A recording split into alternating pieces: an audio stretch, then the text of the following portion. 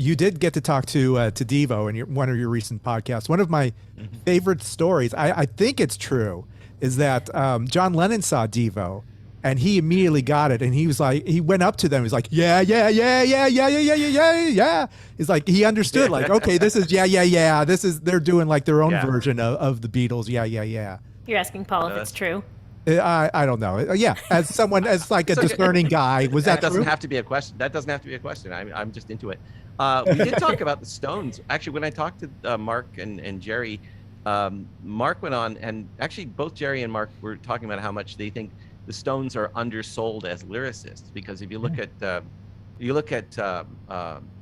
Satisfaction, which they covered so well, and they turned it into their own song, it's very much similar to what Devo were singing about. He can't be a man because he doesn't smoke the same cigarettes as me. Yeah. Devo were like a spit in the face to the madman ad culture, and also to the sort of the industrial war machine that had, kind of hurt their friends at Kent State University. So they were saying, this is America, love it or not, but here's what it is, and we're gonna like parody it in a kind of a deliberately playful way, sort of like the Dadaists. They were art students. That's the thing, Yeah. right? So they were doing an artistic version of America, and so they recognized the Stones had subversive lyrics with it. Mother's Little Helper and 19th Nervous Breakdown, and the Stones were different than the Beatles at that point because they were singing about stuff that was a little neurotic, and the Beatles were still doing I Love You songs. Racier. And then eventually